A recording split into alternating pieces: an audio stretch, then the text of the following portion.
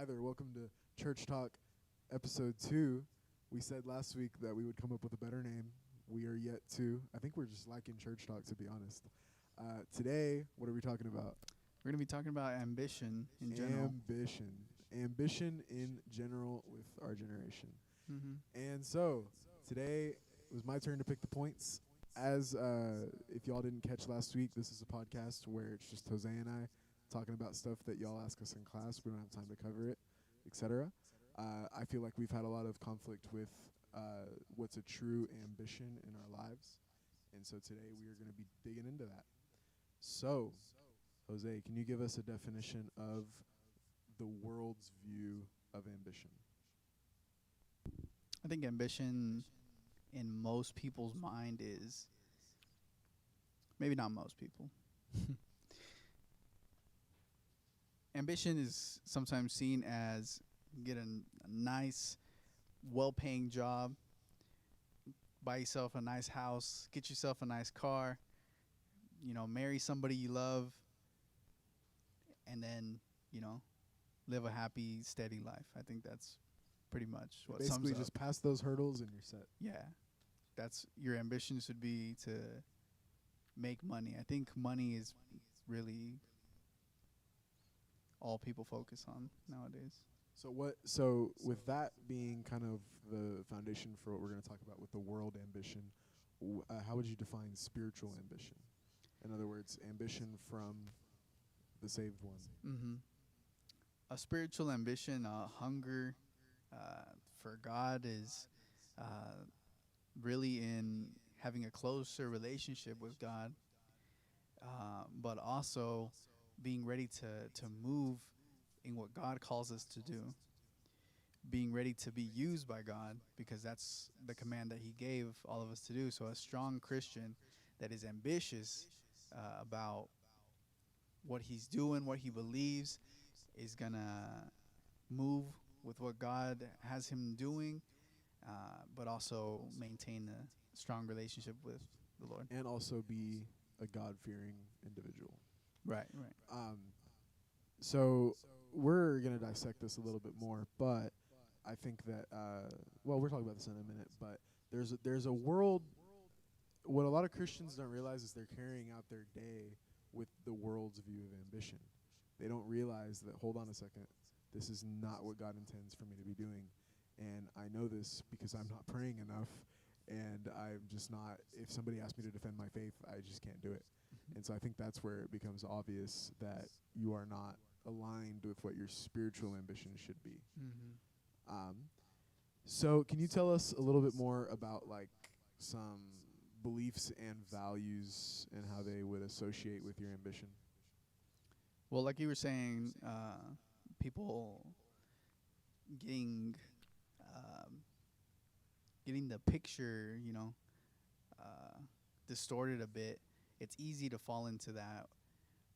Going to work every day, paying your bills, putting food on the table.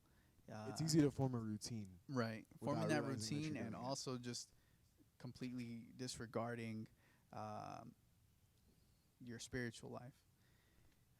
And wanting to focus on, where are we going to travel? Where are we going to, what car are we going to get next? What's our next move to improve the house? What else can I buy? What other shoes do I need? What other pants do I need? And it's just anything, literally anything could be something that you're wanting to improve yourself And on. at a certain point, you have to feel content. You have to realize this is all material. This is only this little speck of an infinite yarn that is just irrelevant. But if people people on their own without God won't come to that conclusion. Right, and that's where it's our generation's job to be ambitious Christians and exercise your spiritual gifts and everything that God has given you to be. Yeah. So in Colossians, today we do have Bible verses, folks.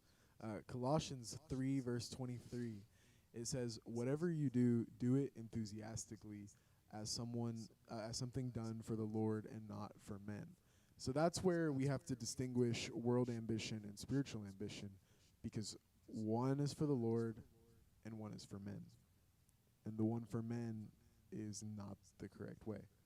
And so that's where a lot of people, like, doing something enthusiastically is biblical. When you're serving in ministry and they ask you to do, like, hey, can you go please open the front door? And you sigh and you drag your foot over there. I know I'm guilty of it. That is not a good ambition. You are bringing the world's ambition into the church in this particular example. If something that, like, I'm going to expose us for a second. Last week, like I said, they gave a couple of kids the keys to the church, and we just did it. On the way out, left the tripods where they were, left our waters right here, left the table, left the chairs, and just dipped. And then the next day, they had a leadership meeting in here, and the pastor ended up having to clean up all this stuff. And so that's where, to expose ourselves, we're all sinners. We did not have a proper ambition. We had the ambition to knock the podcast out, send it out to the youth, and everything else is irrelevant. But what a lot of people don't realize with the church is it's not about the preaching. It's about everything that happens outside of the preaching. How do you carry yourself when you walk around? Do you take initiative? If you see one chair is about an inch off the rest of the chairs, do you go and align it? That little stuff is extremely important, and you're going to find your life with más éxito, more prosperous, I guess, if you put an enthusiasm into what you're doing. If somebody, and hey, it's not easy, but if somebody asks you, like, hey, please go do this for me, there's a reason they're asking you, and it's wrong to make assumptions that, oh, I'm the only one that can do it, so I'm just going to drag my feet, or, oh, whatever. And that's where, in my opinion, the world ambition gets brought into the church. You know what I mean by that? Or sometimes it's not really the world, it's the lack of ambition towards the church. Sure. You know what I mean? The kid could be, well, let's say we're talking about a kid, and the pastor or myself or one of us asks a youth to move a chair, and the kid sighs, and we've had this happen. Like, hey, can you? I almost said the name. Can you go get us a chair from the other room? Well, why can't you do it? Or when Jose and I had a fundraiser for, as a youth group, we currently sponsor 7 students in a school in Nicaragua, and we had to fundraise constantly for months in a row, every single Sunday, and the youth would help us with it. But there were a few youth where we're like, hey, can you please go put a table in the hall that we're gonna put like all the condiments on or whatever. They're like, oh, but is the table really necessary when we're talking about 20 feet of walking and grab the table and bring it back? It's going to take you 2 seconds. Yeah. And that's where, like, we have to be enthusiastic about what we're doing. And this is something that I've suffered from, I know for sure. Especially during COVID, I had to acknowledge the fact that, like, I am not excited to come to church. I'm just not excited. I'm not looking forward to it. Mm-hmm. And I've had to have a little bit of realignment in the last month or so of, like, I really should be enthusiastic about this, because especially now during a pandemic, this is the time for Christ to shine. Yeah. Well, the kid that doesn't want to do it doesn't really, I can't say he doesn't care, but he just doesn't feel the need to do anything here. He feels like he just comes, listens to a word, listens to some music, and then leaves. I feel like that's because if he doesn't want to help, then he doesn't really just like the idea of church, or he's not really, vibing with what church is, or something along those lines is going through that kid's mind when he doesn't want to help here. So this is something that I did not plan for, but let me read this verse and then we'll go into it. In Proverbs 21:21, it says, "Whoever pursues righteousness and unfailing love will find life, righteousness, and honor." So when it says pursues righteousness, what do you think that means? And once we've defined the correct righteousness, then we can reread the verse. Righteousness in the sense of doing good in God's eyes. Righteousness. Whoever pursues righteousness. I think that righteousness is summed up in being a good man in God's eyes. It might be a simple word. I'm just going to define. Yeah. Being good in God's eyes really will get you pretty much all the way through life as a good person, and you will be seen as a righteous person because if you're God fearing, you'll obey the laws. If you're God fearing, you'll, do something for your brother. If you're God fearing, you'll help others. You'll do more. And I think we can dissect it to where it says right, and then it says isness, justness, whatever. But first it says right. So in my me reading this, it's I should always not be right like in an argument, but be right. When nobody's looking, don't steal the car, don't steal the money, don't steal, whatever. Whenever nobody's looking, don't go get just wasted. That's the kind of right that I'm talking about. Be right in what you're doing. Don't be wrong. And so I guess that's just a more fancy way of saying be right, righteousness. And so it says, whoever pursues righteousness and unfailing love will find life, righteousness, and honor. So I think that when you have a lack of ambition, it's hard for you to argue that you're pursuing righteousness. You know what I mean by that? It's hard for you to talk in your mic if you're going to say anything. It's hard to we had this problem last week, folks. This is episode 2, guys. Our producer is saying that she has the magic. Anyway, I don't know what I meant by that, but it just says unfailing love will find life, righteousness, and honor. So in order for you to really pursue something, I'm pretty sure that pursue is a synonym for ambition in a way. You can't have ambition if you're not pursuing something. That's what it is. Yeah, that's what you're doing. You're pursuing by having ambition. So if you want honor in your life, if you want people to respect you, and if you want to respect yourself, you need to pursue righteousness. I guess is what that means by that. So we will touch on some of these verses here in a bit. But now let's touch a little bit on the question of who do you surround yourself with? Now, we could have easily included this in the dating advice podcast, and I'm surprised that in an hour and a half we did not. But let's ask the question now: who do you surround yourself with, and how? Jose, who do you surround? No, I'm just kidding. How does that surround with? How does that relate with your ambition? How is that gonna affect you? It, in my opinion, it really comes down to where that one person is, where you are, whether the people around you will influence you or not. If you are stumbling and not knowing your level of self-control, your level of what's the word? Your level of like understanding yourself, self-respect, identity. yes, if you're solid in your identity, then somebody coming around mopey or doing something that you don't associate yourself with won't move you. You know what I mean? But for that person that is not solid in themselves, then those friends will be really controlling, or will really make an impact in that person's life. We really could have argued this in the dating podcast about 2 years ago. No, this was last year. I had to give a teaching to the youth at one of our youth nights. And so I mentioned the fact that I have a friend who I hope is not listening to this podcast, who when I was in high school, it's like high school drama. When I was in high school, she kept having like boyfriends and stuff, right? And every time she'd have one, it wouldn't end well because whether or not they were a Christian, she would take the approach of, oh, I'll convert them. Or, oh, they'll meet Jesus through me, so why should I not have to date them now if they're going to be Christian at the end, that kind of thing. And, oh, man. And so I'm getting annoyed just thinking about it. And so she started dating a full-blown, like, prays 4 times a day, 5 times a day. How many is it for Islam? 5 times a day now? It's 5. They pray 5 times a day. I mean, full-blown Muslim. And I'm like, how can you be dating them? And they're like, it's 'cause we've had really good talks and they're coming closer to Christ. And I'm like, but you're dating them now? I was like, I don't know about that. So the reason I bring this up is because if you're trying to have ambition to pursue God's plan for you, part of God's plan for you is to develop your family, to develop your pillars of your values, and to spread his love to your surroundings.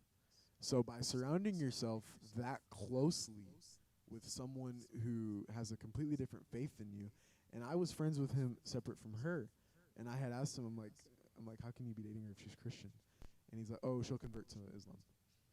I was like, I don't know, man. I don't think that's gonna happen. And he's like, the day will come. And I'm like, I don't know.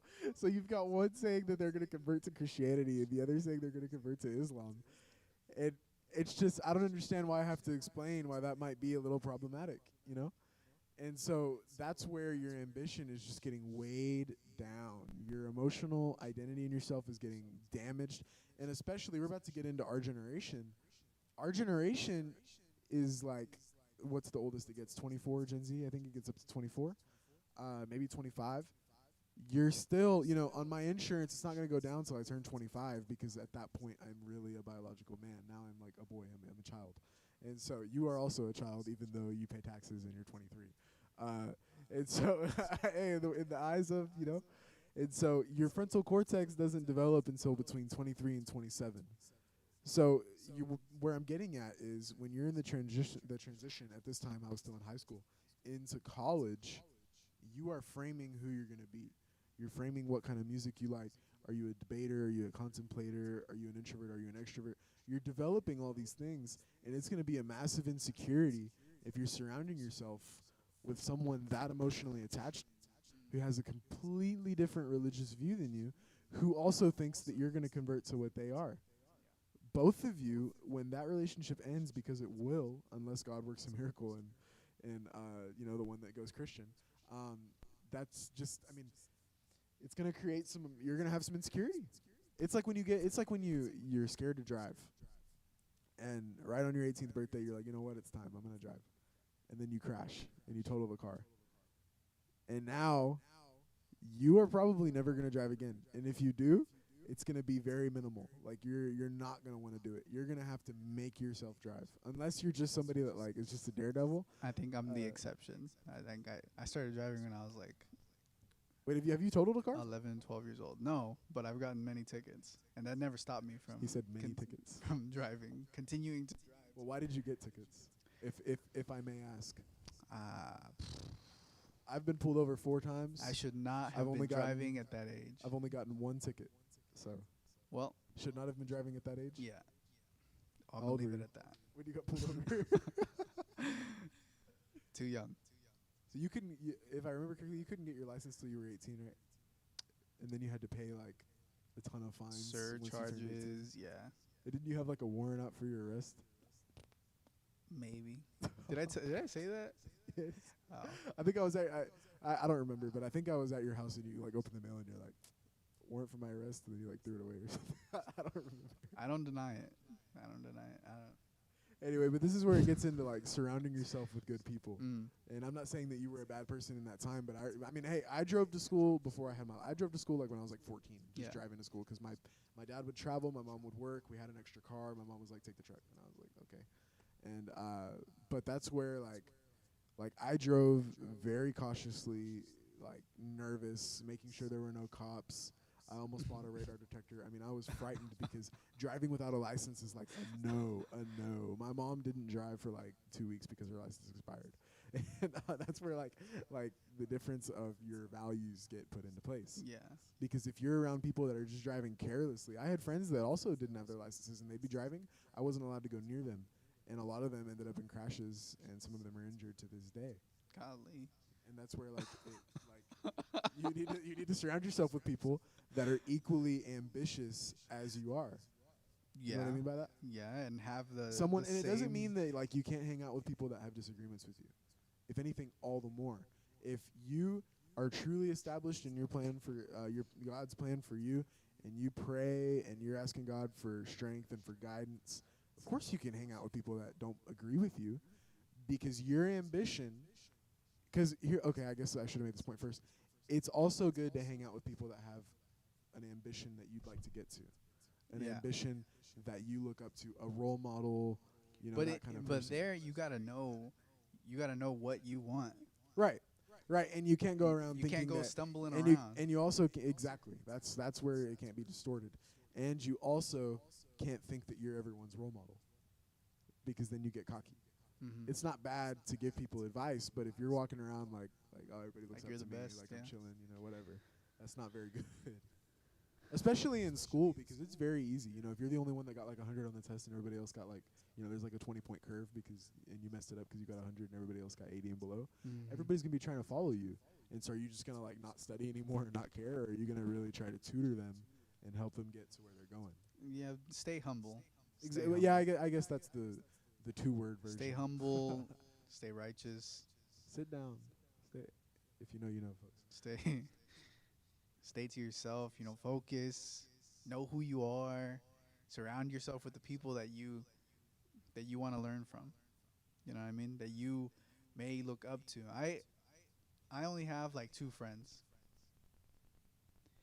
Okay, I have more friends, but 2 friends that How I've many had for Facebook a friends do you long have? time. I don't know.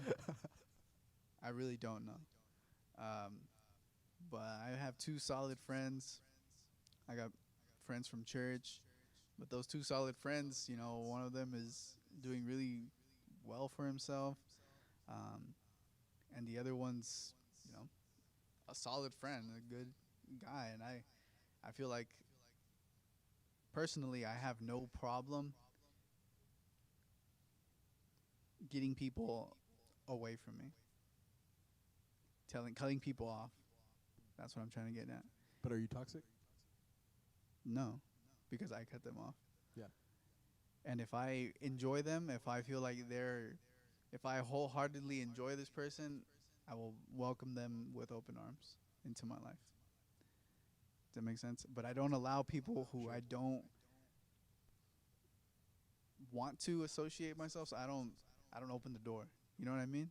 Okay. Or if something happens, then I shut the door quickly. And I have that pro. It could be a con. Maybe you're shutting the door too quickly. Yeah. Yeah, because you can't be petty. Well, I'm not petty. I know, but like, I'm not saying you are. I'm saying that a lot of people that just like, oh my God, you just said something that I don't agree with. Oh, You're okay, out. okay. Yeah, right. Or you're not welcome here ever again. because Yeah, you said that's that. true. No, I think I keep a pretty steady Good. head. Yeah. I have the same. I don't count my friends. Not that that's bad. I just don't. I've never done that. I have like a couple like really like I have one of my best friend. Like if I were to get married tomorrow, I already know who my best man would be. Like I have that friend. See that. And then I have other people that like are my friends, but I wouldn't necessarily call them at 2 a.m. because I'm depressed or you know that kind of thing. Right. I have my set list where I'm like, okay, these people can really bring me to another level. It's about who you surround yourself with and who has the same ambition as you. And I know that these people are also trying to pursue God's plan for them, but I can relate and they have the same goals in life as I do. So I'm going to call them. That doesn't mean they have the same views as me, but they are equally ambitious or more. So I know that I'm going to call them. But somebody who's on the struggle bus or not very strong in their faith, I'm not going to call them. It's just not smart. You for me know to do. that they're not And I have friends that aren't solid. Christian. I have friends that aren't Christian that I'll call for advice, but it's not spiritual advice. It's not. It's like it's different stuff. If it's like deeply spiritual, and I know this has to do with my faith, I don't call them. And that's something that's important to recognize. It's not like I have a hard time understanding this Bible verse. I'm gonna call the least Christian person that I know for some advice on it. Yeah. Because it just doesn't. If they don't believe in what they're talking about, they're probably going to be laughing at you when you ask them for help. You have to have accountability partners. You have to have people that like you can fall on. Mm-hmm. I remember our former youth leader Case used to talk about like he'd always name like every Sunday his two accountability partners that he knew. If he was having some serious issues, he could count on them, and they would hold him accountable for his actions. Mm-hmm. He wouldn't have to worry about them babying him or coddling him. They would tell him exactly what's wrong in the situation. That's great. And that's important to have. Yeah. And so, real quick, let's win you some brownie points. We should have covered this in dating advice. I'm single, not necessarily looking, but I am. So I can only comment so much. But you actually have a future wife. You're not engaged, but I mean, that'll probably change. Yeah. What looking at your girlfriend, who I know and I think is very ambitious, what does she have ambition? I guess I should ask you. And how does she help you continue to be ambitious? And is that like something like this isn't I don't mean for this to be a loaded question, but is that something that like A loaded you've- question. is this something that like you've been looking at? I think she is very ambitious, and she likes going after new things. In her baking, she's done baking, she's done sewing, she's done cooking, um, she's done. She's also getting her degree, right? Yeah, she's very close to graduating. She's gonna finish in August. She is very ambitious, and I feel like she is a great um, motivation for me. She's Somebody that brings you to another level. yes. So, and I feel like working, off of each other. Um, we help each other, encourage each other to seek more and do more and be better. And I do believe she's ambitious. What was the other part of the question? Is that something that you looked for? I guess. Well, I've known her for a very long time. I think I asked like 3 things that meant one thing. Yeah. Well, to answer that specific point, I've known her for a very long time, and we've both matured. Y'all grew up together, right? Pretty 'Cause y'all much, met yeah. like at what, like 15, 16? No, just the other day we were thinking.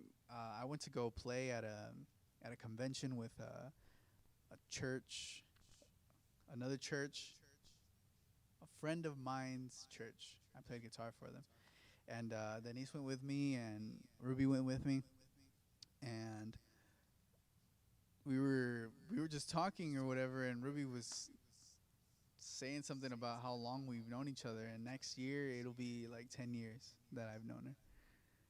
So So you've developed together. I mean, you haven't been dating for 10 years, but like, No. but like you've gone through struggles together. And haven't y'all like broken up in the past? we have. So y'all, you had your I don't mean to get awkward, but so you've had your growth periods like after breaking up. You've had your chance to like not. I'm not talking about the Grow. relationship. I'm talking about like grow in your faith, make errors, mature. Yeah, And so all has that. she, and then y'all got back together. So with that ambition, you've been able to see each other, even see each other when you didn't have ambition, and now when you do. True. Yeah. Like that's why I was saying that we've. I'm saying known it might her- be good for the listener to hear like we have experience. Yeah, relatively. that I've known her from when I was still in high school, not knowing what I really wanted to do, until now that I have a plan. I see myself working in a field, and Okay, so you say you have a plan. That's gonna bring me into the next one. I added this while you were talking.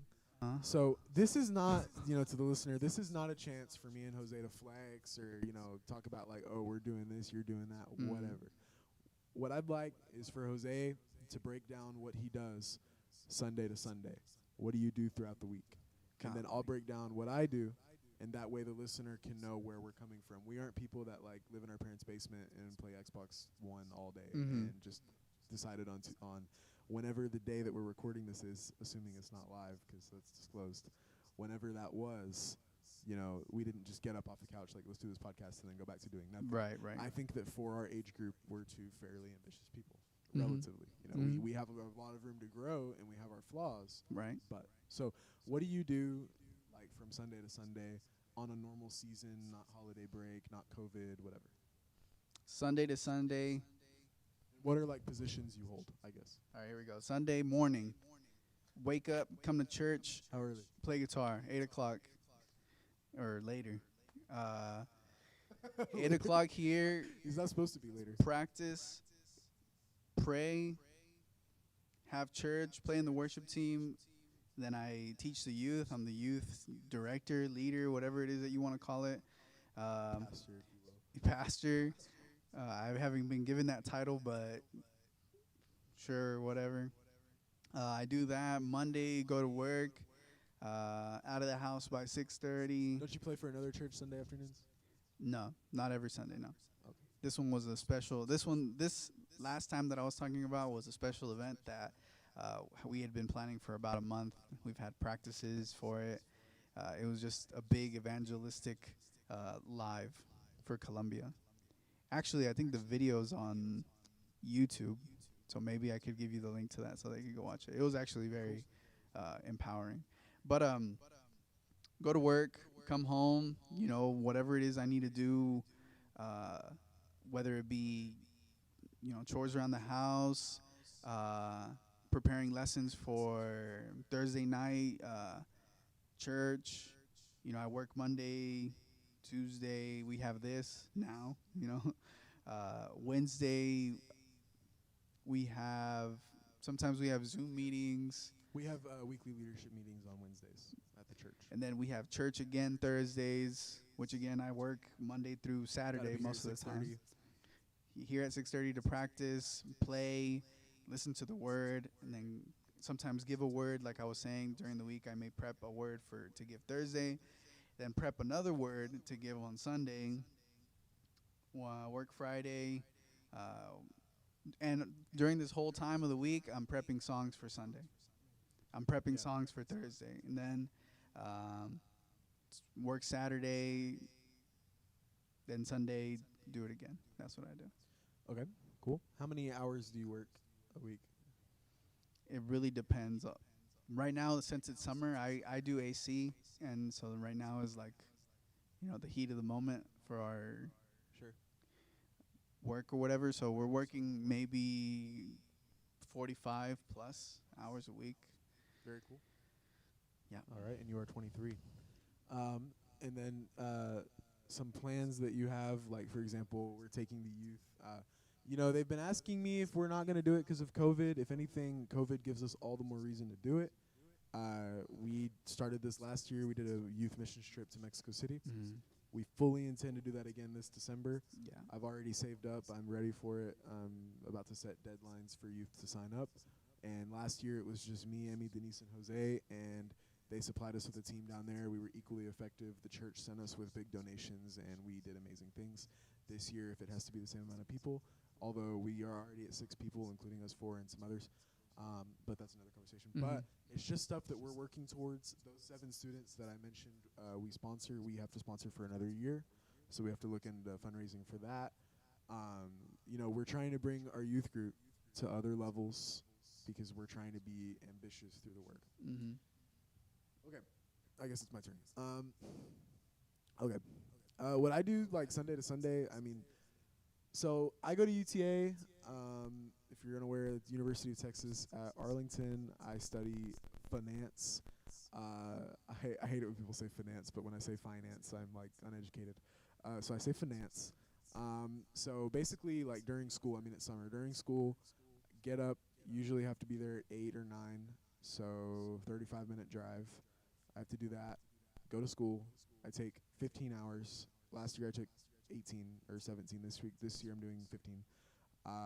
So I have to do that. After classes, I go to the gym because your health is important, even though I haven't been since March because the gym is closed. But before COVID, I was at the gym every single day right after class. I lost like 30 pounds.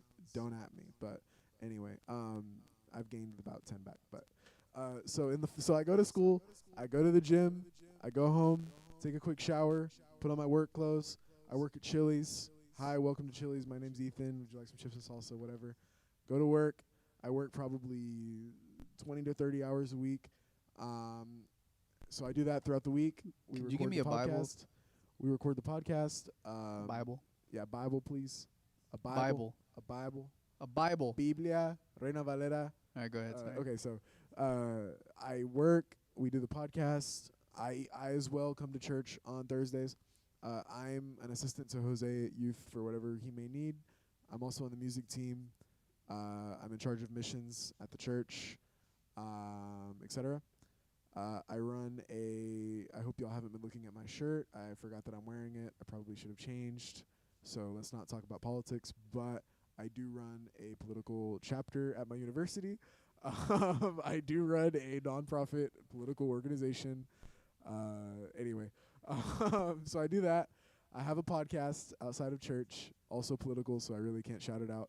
And I do some other stuff, but so between us two, we really try to pursue our life goals for ourselves. So between Sunday and Sunday, I tend to be fairly busy, just like Jose. I tend to leave my house about 8, come home, go to work, come home again pretty much every day. If I'm not doing that, I'm probably doing my podcast, or I'm probably doing schoolwork. Schoolwork or my chapter work for the political organization I may or may not be a part of. And so there's that. Now that we've established like Sunday to Sunday type stuff, we also do things like we're part of Mundo de Fe, so there are over 200 churches spreading across Latin America. So naturally, we have a lot of opportunity to pursue our calls, which we're very blessed for. I think unless it gets canceled because of COVID, we're both going to Mexico in August to play for the church's anniversary in Mexico City. We're going to Mexico in December again for taking a group. We're going to give out blankets and jackets, etc. We're doing that fundraiser for Nicaragua. We tend to stay fairly busy, so there's that. Now, I also hadn't included this. Right after this point, we will get into talking about our generation. But Jose, because this is almost already... Oh, never mind. We're only at 40 minutes. Wow. What is... I guess you don't have to have a time limit, but I'm going to need a time limit. What is your plan? What are your ambitions for, like, until death? Until death. I can go first if you want. Yeah, take it. Go ahead. Okay, but have to have something prepared. Okay. I say this with a lot of prayer. I've had a lot of like spiritual confirmations about this. So I'm studying finance. I intend to always have a savings account designated for ministry. I will always be at church on Sunday. It doesn't matter where I may fall, where the cookies may crumble, if you will. It doesn't really matter. I will always be at church on Sunday. But I do intend to work in the finance world. When I finish my finance degree, I want to study 2 years of theology to establish myself further in the word of the Lord. Amen. And then the whole wife and kids thing. And then I intend to that's a whole other podcast. And then I intend to always be tucking away, because it's good to live by faith. But if you're going to pursue ministry, what my main concern I don't want it to be is every single month, okay, how much money came in? On Facebook, like, hey, we're $500 short of the church's rent. Please donate. I don't want to be that person. Not that person is bad or any lesser of a person. It's just not who I am. And it doesn't mean you can't live by faith. It just means that I feel like I've been given certain opportunities and I should take advantage of them by getting a college education and by saving. In college education, you can make more in blue collar than you can at college right now. So I'm not saying that college is the way. For me, it is. Doesn't mean it is for everyone. You can make like $150 a year being a plumber. So anyway, but that's basically my plan. I intend to, at a certain point, stop working in finance, go into ministry wherever I may be called, whether that's living abroad, being a missionary, whether that's whatever, overseeing churches, being a pastor, whatever God may call me to be, being a busboy, I don't know. So I intend to go full into ministry. And then I have some political aspirations, but I can't really get deep into politics on the podcast. Let's just say I do intend to use politics to pursue ministry. I'll leave it at that. If you'd like more information, you can talk to me outside of the podcast, and I will explain it to you. But I can't get too controversial. And that is me. I have not been told to say that. So, anyways. That's basically my quick version, time-sensitive version of my plan. I've had a lot of, this is kind of personal for me, so I'm not going to go into big detail, but I've had a lot of spiritual confirmation, if you will, a lot of prophetic words that confirm that plan, even though I haven't really given that plan to these people that I've gotten prophetic words from. And those are kind of personal to me, so I don't really feel like putting it out there on the internet. But what is your plan for your life, if you will? Life and death. If you know me, you know that I have a really one day you're here, one day you're not mentality. Like you as a person? Yeah, like I feel like any second the Lord can take us. Imagine that. This is a Like this is a mid sentence right now, parenthesis. Jesus Yeah. can come back. Either that, or you step out the door and someone comes by and kills you, runs you over or something. Okay. Okay, so that's always at the forefront of my mind, because that's why I asked for this Bible. I'm gonna get to that here in another point, at good and bad. Um, Denise will be with us for that part. yeah. But coming back to a life ambition, um, I'm blessed to be able to serve, and right now I want to work in my field, develop myself, and hone that skill, open up my own company, build that company as what's going to sustain me and my family, my children. If God gives me children, if God lets me see the day of getting married, um, I think I've been blessed to have a career opportunity like this, to work somewhere that can make me stable. You know what I'm saying? Like you said, saving. I have a good savings. I want to continue saving, continue investing in myself, into what I do, and playing guitar. Do that to establish myself, and God's time go into praise and worship and music for God full time. That's that's what I feel like I've been called to do. Of course, doing missions, because I feel like I was called to do missions too, and I feel God's support in missions. When Jose talks about missions, we can get into another podcast about your spiritual gifts and what God intended for you to be doing. I do think this is not me saying that evangelizing isn't for everybody. Everybody should know how to evangelize and pursue it. Mm-hmm. But I tend to focus on other things. Evangelism for me is a little bit hard because I get extremely focused on what the person I'm talking to is thinking of me. I get very focused on that. I get focused on the idea that if I don't think hell is real, why am I going to believe what you're talking about? I get very focused on that. Numbers too. This does not mean that I don't evangelize, and this does not mean that I'm insecure or whatever. But Jose does have a little bit more of a gift for evangelizing. This past trip to Mexico, the man was crying, folks. I don't know if he wanted that to be private, but he talks about God and he starts crying. I mean, it's a passion of his. It's not that it's not a passion of mine.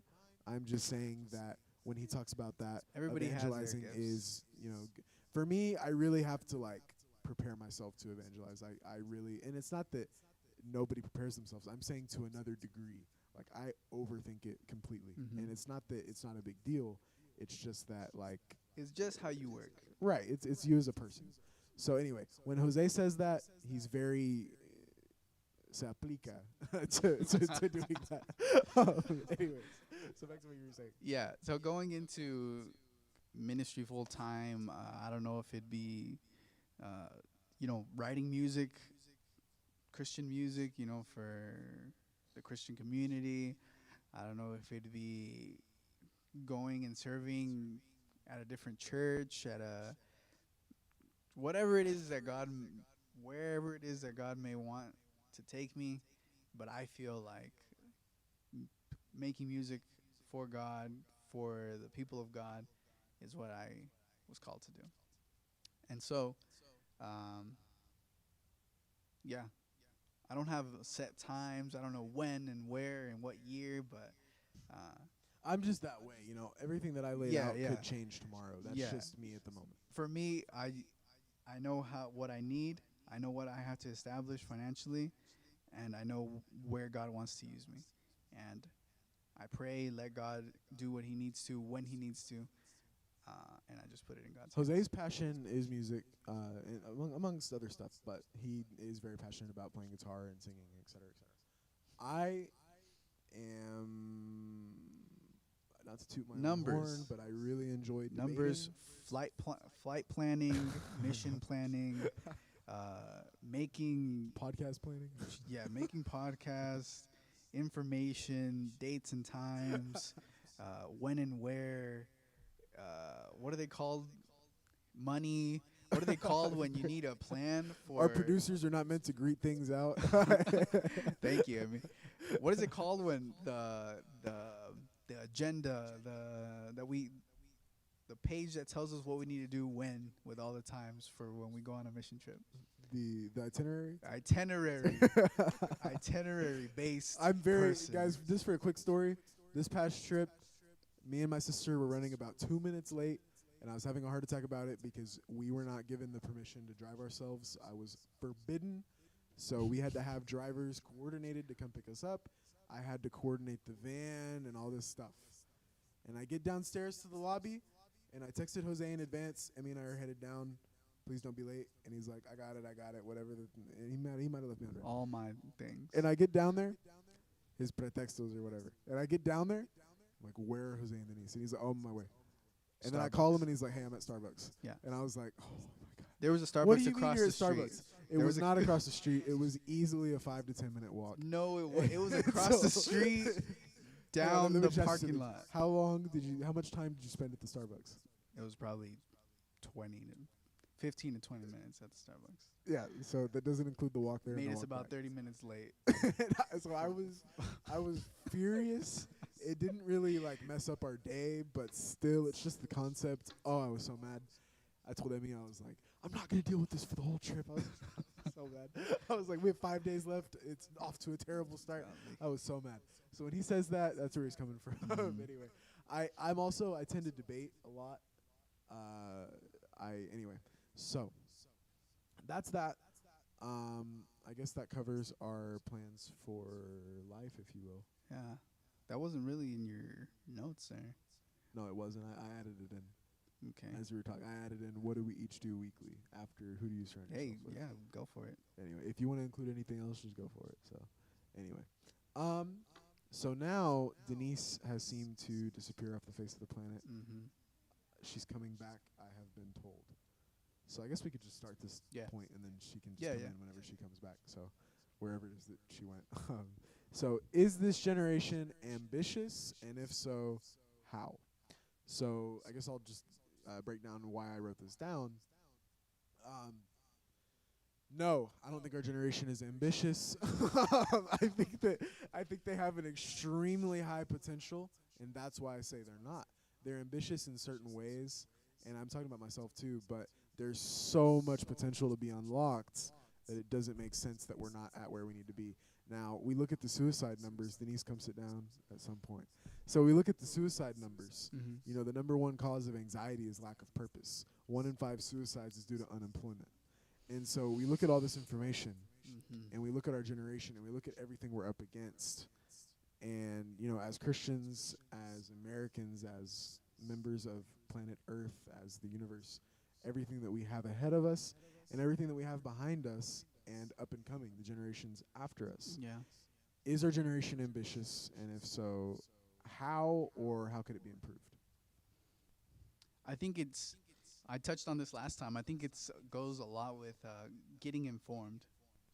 Getting informed because Just like in general, or about your faith, or about the Bible? about what? everything, Everything. about everything, Okay. because you come from parents that were raised a certain way, so they teach you a certain way, so they know certain things. And now you're being raised a certain way. And Right. that cycle's going to continue. with your Right, children. right. So if you don't branch yourself out, you know, you had the privilege of your mother being in finances, you know, and you realize, My mom's an authorized CPA in the state of Texas. yeah, so you realize that, wow, I want to do that too, right? But for somebody, let's say their dad's a farmer and their mom milks the cows, I don't know,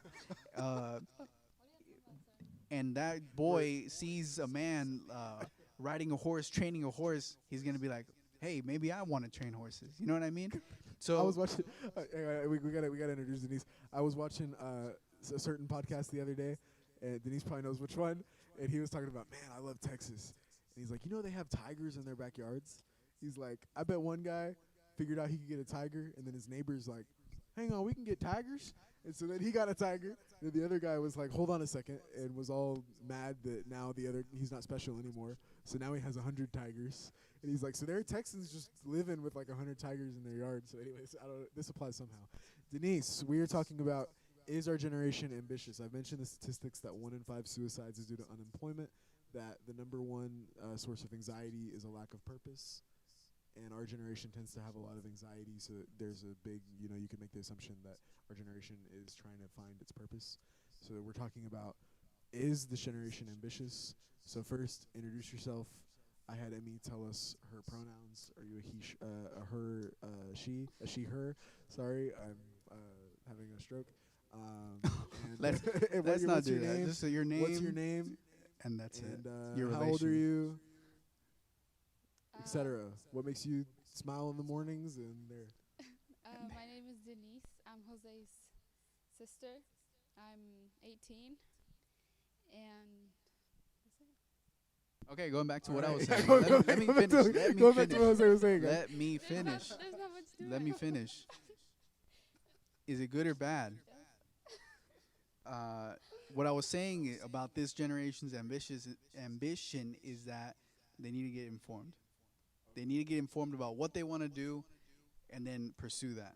Because there will come a day where they're in college, or they're working a blue collar, or they're working somewhere, and they still don't know what they want to do. They will be forced to work somewhere to make ends meet, and not somewhere that they would want to go. Does that make sense? So if you're listening to me, 16, 18, look around at what 90, you want to do. 95? Yeah.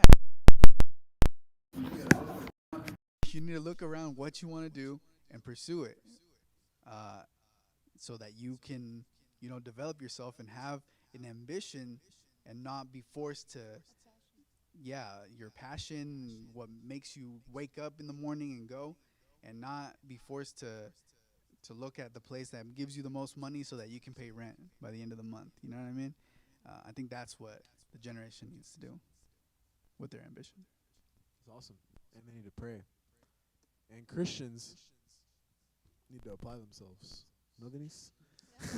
They need to what I mean by that is like a lot of Throwing Christians. rocks. A lot of Christians at are just like people. a lot of Christians are just like, well, that's just how they're gonna be, and, or I'm not gonna talk to that person because they. Or like, I'm not gonna listen to what this person has to say because they may cuss every now and then. It's not.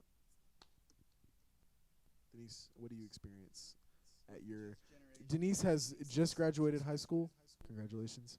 And she is going into the University of Texas at Arlington. That's why we brought you in at this time, because we Because want you're you to you're give. in this transition and you're in the key find your ambition moment. I think you've already found it, but I think you should look back to your senior year.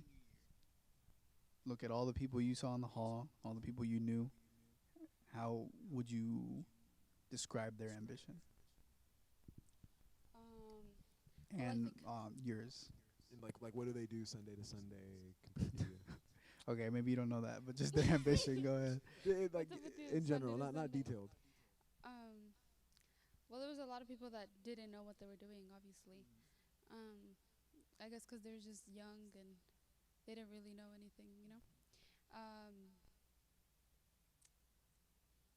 And there was people like athletes that obviously knew what they were doing. They had a plan, Mm-hmm. and other people who Did you see people to that lacked a purpose, like Ethan was saying, like with yeah. what suicide is? Obviously, there was a ton of people with anxiety. I know friends that have anxiety, family members that have anxiety, Mm-hmm. and yeah. It's a big it's a real problem. thing, yeah. Anxiety, like I remember being a junior, senior in high school, and like I'd watch shows, like 13 Reasons Why, and everybody's out here talking about like, oh my god, I'm gonna kill myself, whatever. And I'm just like, these people just have nothing wrong with them. And I was the But was it's- the one. No, but it's I to was them the it's one- g- It's so real. Like I was the ones thinking. I'm like, these people are so over dramatic. They just want attention, which in some points is true, but not overall. And then I'm thinking about like all the boomers that like lost their arms for us and their legs, and they're watching us sit around on the couch confused. And I'm like, this must be painful for them, and that's what I'm thinking about. And then one day I was like, hold on a second, I have anxiety, and it's like it's a lot like Hold like on. it really makes you like have to analyze a real analyzation of where you are in life. And so you look at all that, and what do you think? Well, I guess define the anxiety that you're seeing, and where do you think it'll take us? What do you think can be done to change it? We did not prep Denise. That's a big at all, statement. folks. Yeah, that's a big question. What should be done to?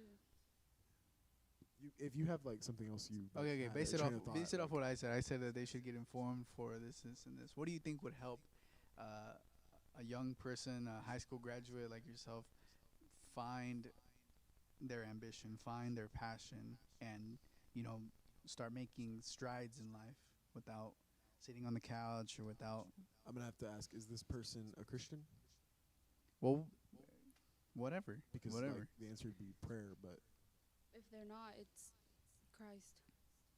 Mm-hmm. Christ if- is the answer if they're not. Yeah, And if if they're they not, do and have if they Christ, do. the answer is, prayer, asking for guidance, whatever. Seeking knowledge. I guess that sums it up then.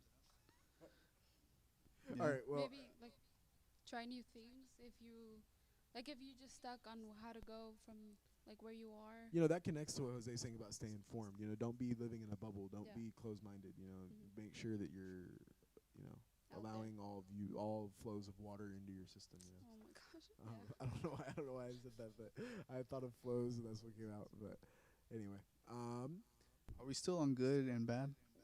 we can still be on good and bad if you have more points on good and bad. Okay, well, coming back to Well, I think we're talking about good and bad. Like at the end of the day, like that's the point. Okay. We're defining good ambition and bad ambition. okay, for that person that has found Christ, and is trying to make a living, trying to we are living in this world, so you will have to work, you will have to make money, but losing sight of God, losing sight of Christ as your center, can lead to bad ambition, can lead to greed, can lead to being real materialistic. Well, I guess we should put the labels of bad ambition and the labels of good ambition. So Mhm. bad ambition, conceited, cocky, greedy, Thinking you're the best. thinking you're the best, whatever. Good ambition, righteousness, selflessness, Mhm. trying to, Loving, very prayerful, hopeful, hopeful, encouraging, faithful.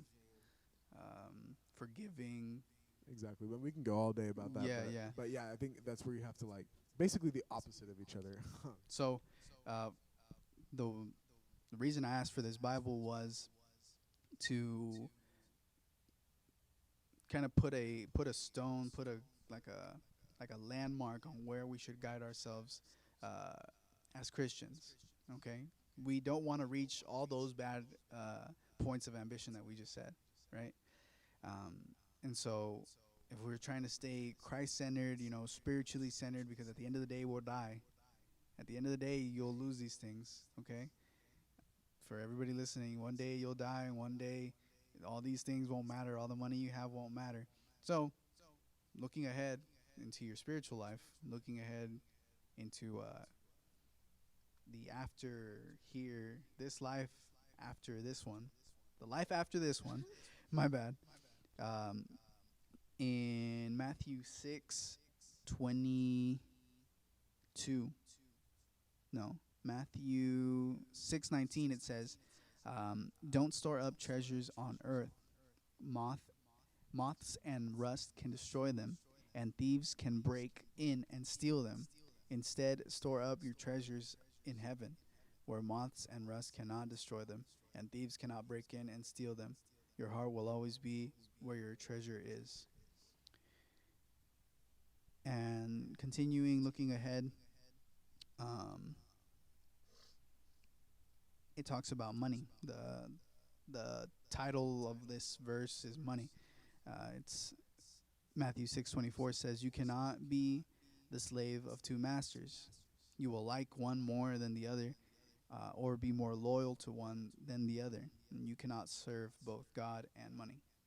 So, going back to verse 19, it says, "Store up treasures in heaven." And that goes with, if you're Christ-centered, then you will work towards achieving Christ's end, which is saving more souls, right? Spreading the word more. And with all that, you're building yourself treasures in heaven.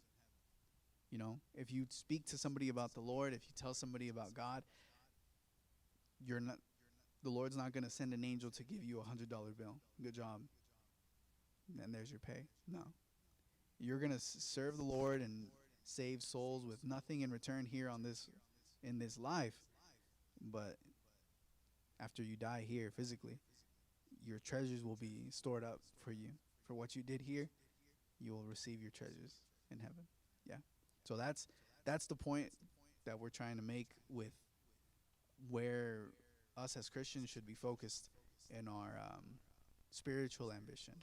Yeah, and not get overwhelmed with this these other ambitions that the world may offer, or that can look appealing, you know, for us to put all our efforts in and forget about the Lord. Yeah. Sure. Denise, do you have any comments on that? Yeah, I think it's easy to, especially if you're young, it's easy to like look at the physical side of it and want the money instead of like praying for what God wants for you. So yeah, it can be a very fine line. And I think another problem is like most youth just put it off.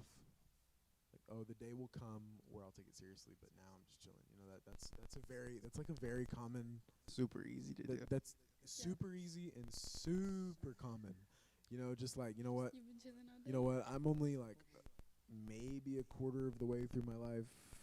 I'm fine.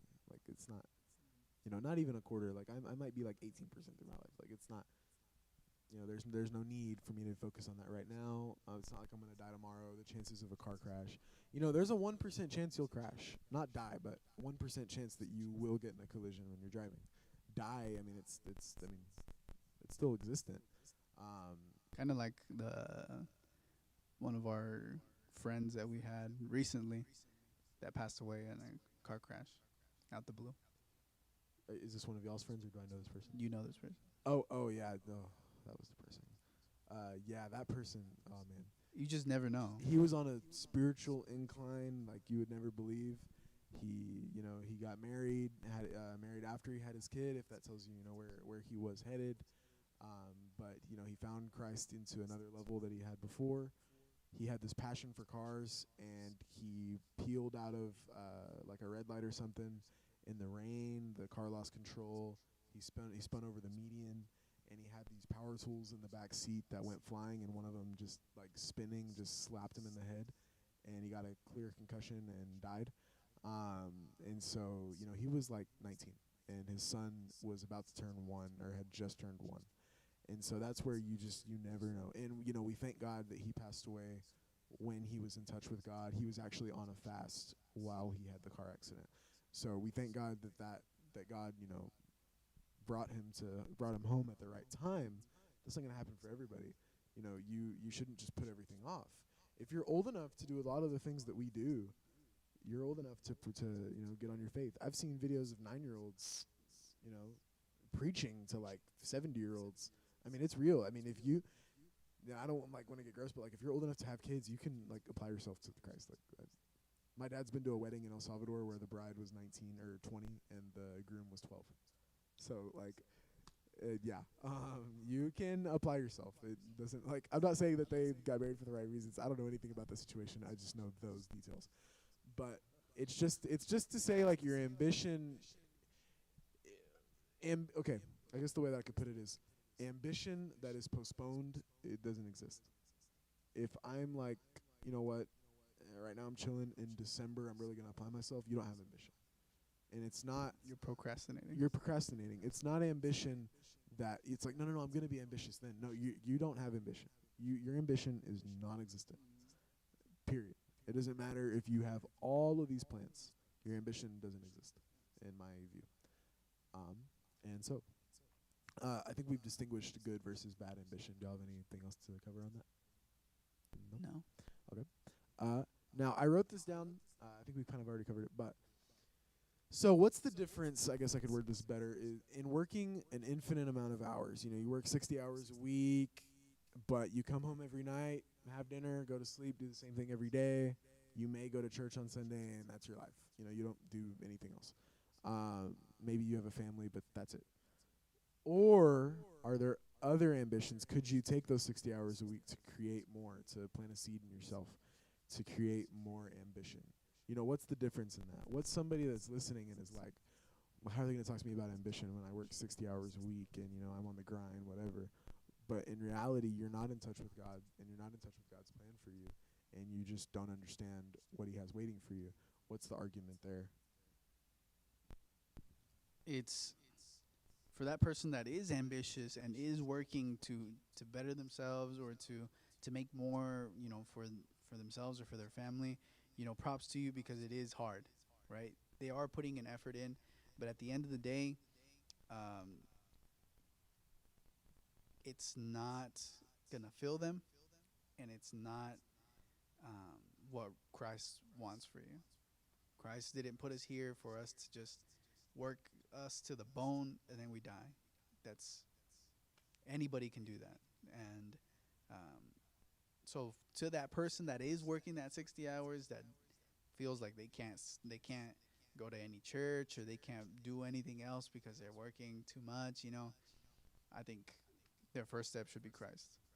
And if you already have Christ, you have to reevaluate, because something's missing. If you're just going to Right, work, because you have to listen to your going to sleep. conscience. And if you're truly praying for guidance and you're truly in touch with God, you're going to be in sync with your conscience. You're going to know when this decision is a good decision and a bad decision. and if you're not Your praying, gut feeling, you know, you're going to know the difference. if you're not praying, once you do start praying, you're going to notice the difference too. Right? How can you know the walk of God if you're not walking the walk of God? How can you know what God's plan for you is if you're not living in God's plan? Right. That's, I mean, it's very simple, but at the same time, it's very easy to follow. Yeah, because the walk with God is work. Right. No, it's 100% work. It is work. It's a commitment, because, like Denise said, it's a fine line, right? And you could easily step over the line to where you're just working to work, and you're just making ends meet just because that's what you do, you know? And you forget to, it just tumbles there, you know what I mean? You stop tithing, you stop praying, you stop looking for God, you stop looking ahead to see what God wants to do with you. You know, the one that doesn't pay your tithe, the Bible says you are ladrón. You're stealing. thief. You're a thief. You're stealing from God. Yeah. That, you know, the church, they need my money or whatever. It's not your business to know what the church does with the money. Whether the church is a laundering business for drugs, you pay your tithe. Unless you're in that position to criticize it, or God, you know, puts it on you to what's going on with the church, whatever. Which is not most people. Mm. But if you're like, nah, it's because they take my money or whatever. It's because the pastor just bought a new ranch and whatever. Even though you have no idea the financials of the pastor, he may draw in like $400,000 a year from the church, but you don't know that 100%. I remember a lot of people when I was little would come over to my house and they're like, they just have like a look on their face and I'm like, what? And they're like, to be honest, it's kind of underwhelming. And I'm like, what do you mean? They're like, I was expecting like some kind of mansion or something. And I'm like, why did you expect that? And like what most people don't realize, my dad hasn't taken a salary from the church for like 7-8 years. People don't understand that. Actually 10 years. My dad just doesn't do it. He has a business outside of the church. My mom works in the secular field, you know, 50 hours a week, and then comes to church. So you can't make assumptions about people. Pay your tithe. Don't be a thief of the Lord. Don't distract yourself from your true ambition, and pursue your true ambition. Mm-hmm. You know, don't be focused on what everybody else is doing, because you have no idea where they're coming from. You just don't. So, yeah, that's my take for the day. But that's the difference. You need to be, and it's funny we're talking about this because the next point is the role of prayer in your ambition. You know what? Because here's a deep thought. You could be locked up into what the world's ambition is for you, and you're praying for that to be true. You're not praying for God to give you the spiritual ambition that you should have and the plan that he has for you. You're not praying for that ambition. You're praying that the world ambition become true. God, please help me get a bonus next week so that I can buy that new car because it's clean, you know. You're not focused on that. If you're really praying for that, and we all fall into that very easily. You have to have the fine line, the fine distinguishment between God's voice and the world's voice. And you can't lock them up. You know, one way, yeah, you can bring God's voice into the world. That's kind of the point. But the other way around, you're not supposed to bring the world's viewpoint into your intimate conversations with God, because you're not guiding yourself at that point, and you're not letting God work through you because you're locked up. Satan's gotten to you. You can't let that happen. So that's where, if y'all want to cover the role of prayer in your ambition. Yeah, it's super easy to get. It's super easy to do, and it's also very difficult.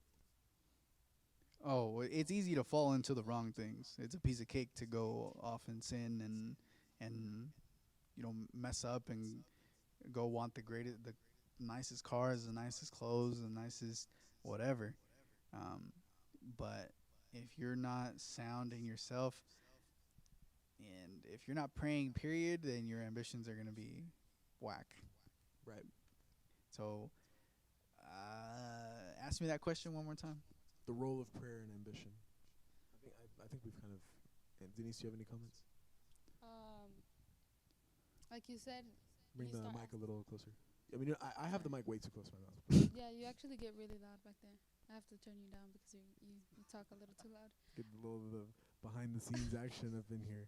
Speaking of which, Emmy, can you please bring me some new batteries? These were more than half out.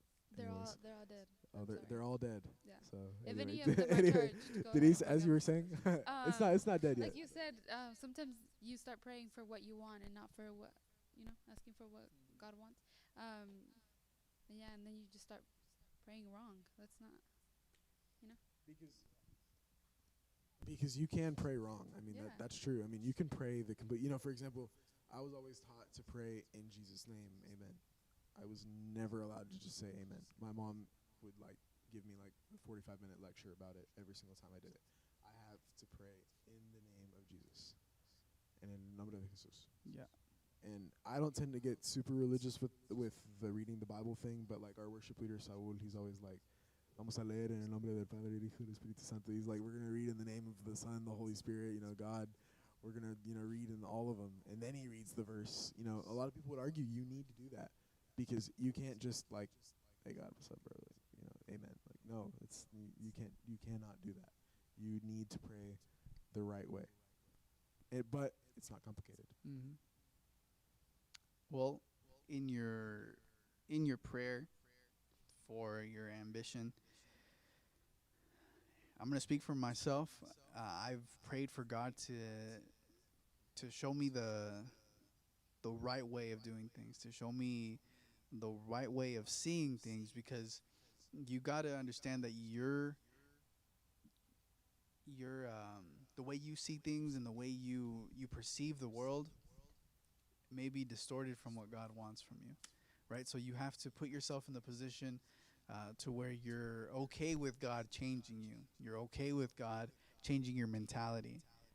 And you're okay with God. Jesus, take the wheel. Yeah, you have to put yourself at God's will if you want Him to move in you, and if you want Him to truly lead you to wherever it is that you were called to be, then you need to be humble. You need to humble yourself before the Lord, because if you're worried about, I don't know, the next laptop that comes out, the next phone that comes out, you'll never be satisfied, and it will continue till the day you die.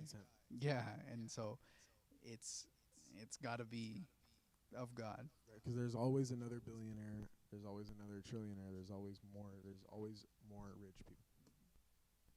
Anyway, okay. I think we've defined that. If y'all have more comments on it, feel free. I have next. We're almost done. I have next cocky ambition versus real passion.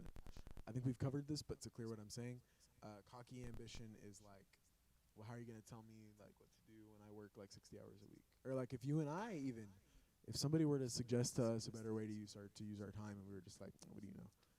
That's cocky ambition. That's we're not truly passionate about letting God communicate to us through other people and letting God, exercise His plan for our lives.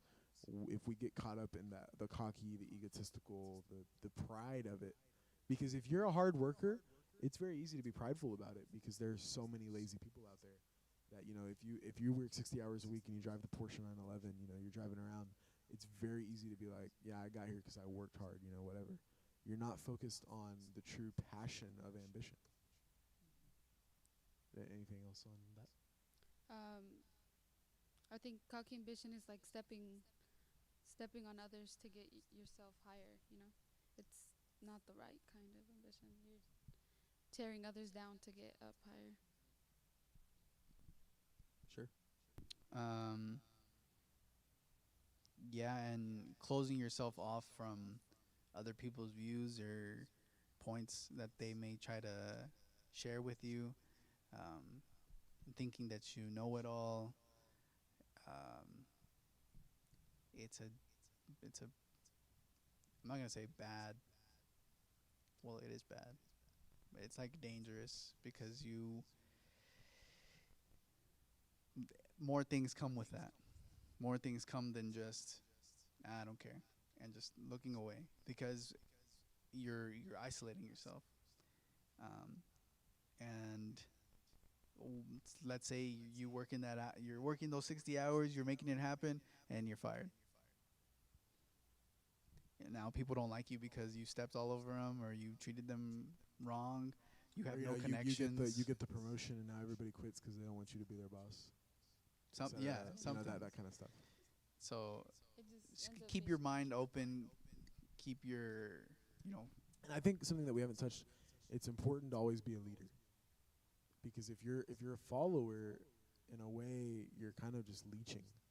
And you can be a follower by being a leader. You can still have role models and pursue other aspects of life and lead simultaneously. And it doesn't matter what level. A lot of people think of leader like as, you know, el mero mero que manda, like the leader. Like, no, Mhm. that's not. Like, you can be in charge of, like, you know, making sure the grass is cut. Like, it doesn't matter. You're still leading, and you're representing the importance that the body of Christ is to you. You know. So I think that's where it's important to know you always need to be a leader because you don't want to be, you know, someone that leeches. hmm know when to listen to. Right. Know who and when to listen to. Know Mhm. who do you surround yourself with. Yeah, keep yourself well rounded. Stay open minded, and do your best. Push forward. The next thing, looking at all this, are you rightfully ambitious? Right. So I'm gonna do this. I'm gonna do the same thing I did last week. Now that we know the definition of a world ambition, a spiritual ambition, the Bible verses that we've put, when you know your beliefs and values that God, has for you, when you know who you surround yourself with, what do you do each week? You know, identifying yourself with your generation to know if it's a truly ambitious generation or if you need to be one of the leaders to make it so. The difference between a good ambition, a bad ambition, a cocky ambition, and a passionate ambition. The difference of working an eternity or working an eternity in a better way. A true eternity in the arms of God. The role of prayer in ambition. So once you look at all of these points, are you righteously ambitious? Are you a truly ambitious being? And if you're not, encourage you to pray, ask God for guidance, forgiveness, and it's not over. You can do better. And hey, if you consider yourself righteously ambitious, that's awesome. Continue it. Be better. You can always be better. So I feel like Yas podcasts are always like a full circle. They always just circle back. Yeah, do that on purpose. He does that. what do you mean a circle? Like Like it just keeps going. Like, you know. He just recaps and recaps. Yeah. well, yeah. I mean, we're that was gonna be the last word. So that's why I was doing that, so you can know like each point. It's good. Okay. Do you have any more points, Dennis? No, I don't. Dennis does not spell her name with an E at the end, so I always call her Dennis. And she just corrected my spelling. So, Because Denise is not my name. okay. So, Denise, do you have any more comments? No. Cool. Jose?